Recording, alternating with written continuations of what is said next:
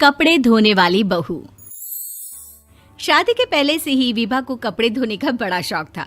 कभी नल के नीचे तो कभी तालाब के पास। अरे मेरी नीली वाली लुंगी नहीं दिख रही है। विभा की अम्मा, कहाँ रखी है लुंगी? अरे वो तो विभा ने परसों ही धोकर रखी थी आपकी अलमारी में, देखो वहीं होगी। वो ना मैंने आज धो दी, मुझे लगा कि गंदी हो गई होगी।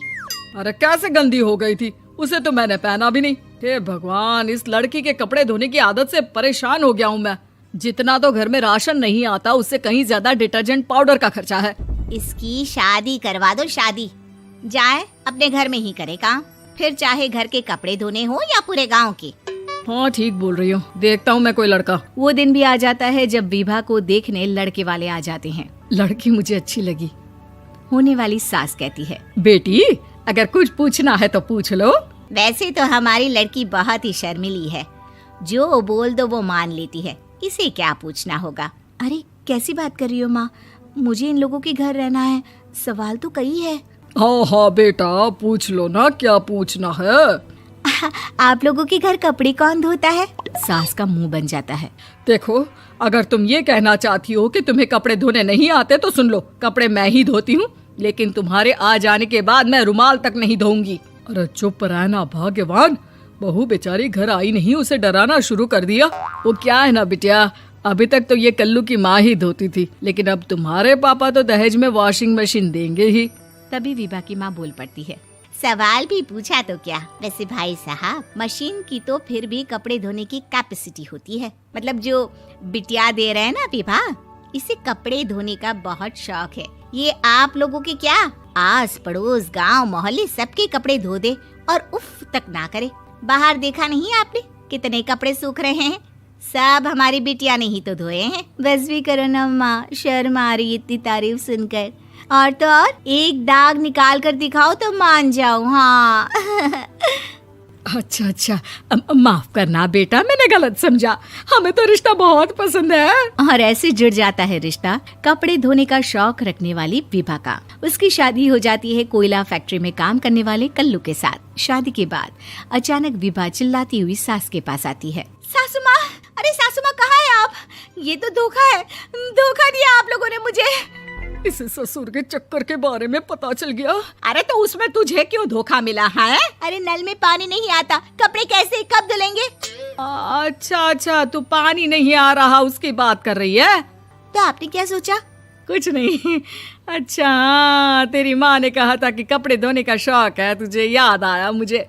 शौक बोलकर कपड़े धोने वाले मेरे जुनून को कम ना आके सासू माँ, कपड़ा धोना मेरा गुरूर है।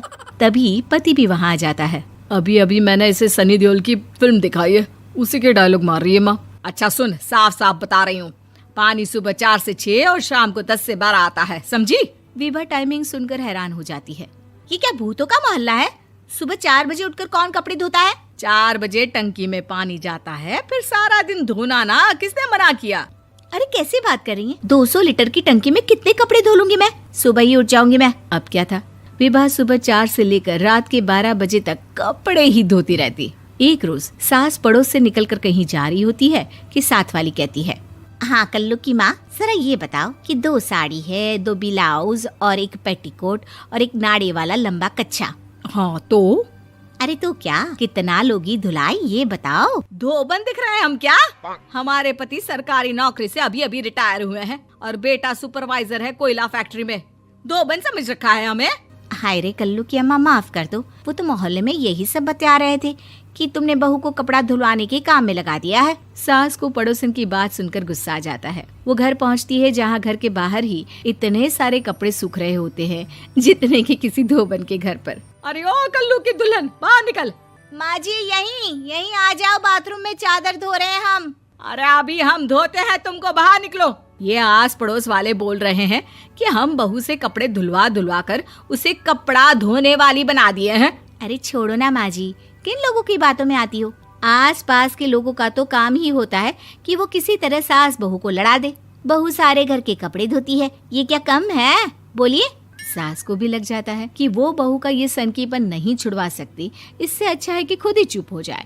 एक रोज सास और बहू मंदिर जाते हैं, जहाँ सास की साड़ी वहाँ खड़ी भीख मांगने वाली से मिलती है। माँ जी क्या बात है, आपकी साड़ी उस भिखारन से कितनी मिल रही है ना? हाँ हाँ देखो तो, दोनों की साड़ी मिल रही है। क्या बात है कल्लू की अम्मा, तुम खुद को तो अफसर की बीवी बताती हो और ऐसी सिंपल सी प्लेन साड़ी पहनकर घूमती हो। सिंपल और प्लेन नहीं है ये साड़ी। तो क्या सोने के धागे से फूल बने हैं?